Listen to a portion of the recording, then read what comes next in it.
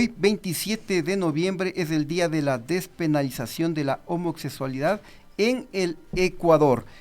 Buenas tardes, gracias por acompañarnos. Queremos saber cuáles han sido los avances a propósito de esta fecha, ¿no? ¿Qué tal, amigos, amigas de Pichincha Universal? Un gusto compartir estos micrófonos y claro, es una fecha muy importante para las comunidades sexogenéricas diversas. Hace 26 años, pues finalmente dejamos de ser delincuentes y pasamos a ser ciudadanos, y ese ya es un principio bastante interesante. A partir de eso ha habido una serie de avances muy importantes y podemos hacer como una pequeña línea de tiempo en este momento. Pues podría compartirles que después de la despenalización tuvimos en el año 2000 el tema del primer plan de derechos humanos, que contemplaba un capítulo sobre las diversidades sexogenéricas. En el 2002 se creó el primer plan estratégico sobre VIH y SIDA en relación a hombres que tienen sexo con hombres. En ese tiempo los hombres gays y las personas trans eran las más afectadas. En el año 2005 comenzamos a hacer las actividades en torno al orgullo LGBTI, y que dio lugar a que en el año 2007 finalmente contemos con la primera ordenanza que ponía a la ciudad de Quito, y tanto en el país como en la región, como la primera ciudad que tenía una ordenanza LGBTI.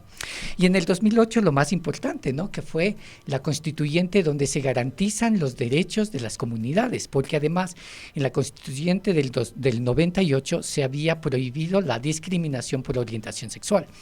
Pero en la del 2008 no solamente se prohíbe la discriminación por orientación sexual, sino que se amplía a la identidad de género, al sexo, a la nacionalidad, y entonces son una serie de situaciones que van en avanzada. En el 2009 se reforma el COIP y tenemos los delitos de odio, que se mantienen hasta ahora con la reforma del nuevo Código Orgánico Integral Penal del 2014. En el 2018, mejor dicho, la Corte Constitucional falla a favor de la niña Satia, y tenemos el caso de la sentencia Bruno Paolo, y en el 2019 tenemos la sentencia del matrimonio. Entonces, en términos generales hemos avanzado, pero eso suena bastante bien porque es la norma, es decir, leyes, principios que garantizan la vigencia de los derechos de las personas LGBTI. Pero cuando comparamos esta igualdad formal, que es la normativa, con la igualdad material, que significa el goce de derechos, el derecho a la educación, a la salud, a la seguridad, al trabajo, etcétera, etcétera, existe una brecha todavía muy grande. Y eso es fundamentalmente porque en los últimos gobiernos no hemos tenido políticas públicas de gran envergadura, de gran impacto, que garanticen estos derechos. Entonces, por ejemplo, en el 2021, el fallido gobierno del señor Lasso, que menos mal ya se ha ido, creó la Subsecretaría de Diversidades en el ahora Ministerio de la Mujer. Y era una aspiración muy interesante para nosotros, pero que era una subsecretaría que mantenía un perfil bajo, que no tiene un radar de actuación muy grande, que no tiene un poder de ejercer sobre el resto del gobierno una influencia suficiente para garantizar estos derechos. Entonces, o sea, se pone la bandera LGBTI, la bandera de colores, pero no pasa de eso, es un rainbow washing, ¿será? Porque exacto, el purple washing también existe.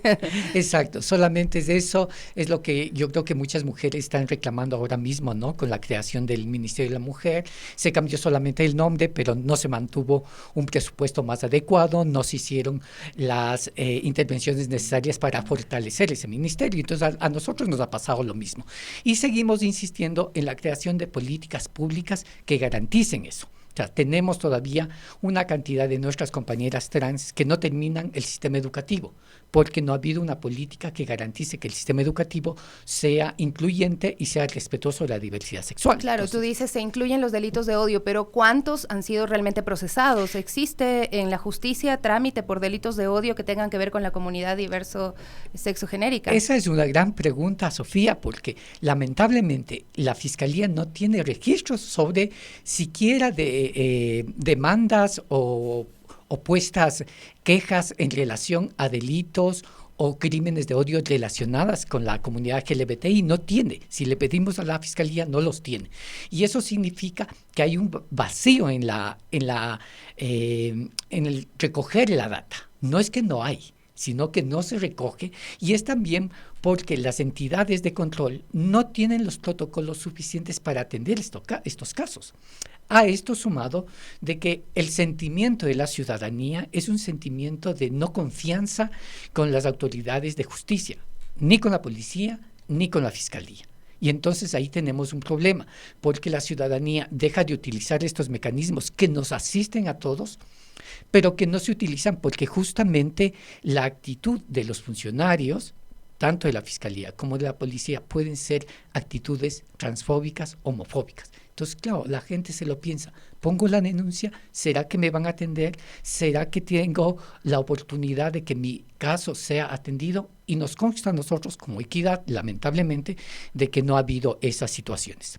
En lo que va este año, compañeros de otra organización lograron identificar 15 transfeminicidios, personas trans que han sido asesinadas y cuyos casos están en la impunidad, porque no existe la suficiente decisión política, porque esa sí es una decisión política, de que las autoridades encargadas de justicia investiguen, lleguen a las últimas consecuencias, sancionen a los perpetradores de esta violencia, pero sobre todo hay un tema de reparación a las víctimas, a sus familias, a sus parejas. Entonces todavía 26 años después tenemos mucho que hacer, por eso no hablamos de celebrar, sino hablamos de conmemorar una fecha importante, pero todavía tenemos que luchar por esa verdadera inclusión social y participación.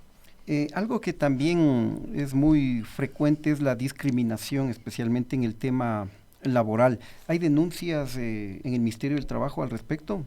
Tenemos algunas denuncias y ahí el tema también parte desde que el Ministerio de Trabajo no ha capacitado, no ha sensibilizado a su personal. Especialmente tenemos estos consejeros que llaman audiencias cuando se pone la queja en el ministerio y no están preparados, cuando no saben las realidades, cómo se ejerce el poder en relación a la diversidad sexogenérica, cómo operan los estereotipos con relación a estas situaciones, pues simplemente al no entender siguen fallando a favor de empresas. Y también debemos manifestar que a veces las empresas pagan coimas y esas coimas simplemente hacen que las empresas no sean sancionadas y por tanto el empleador, en este caso personas de las comunidades LGBTI, se ven desprovistas de un acceso a la justicia.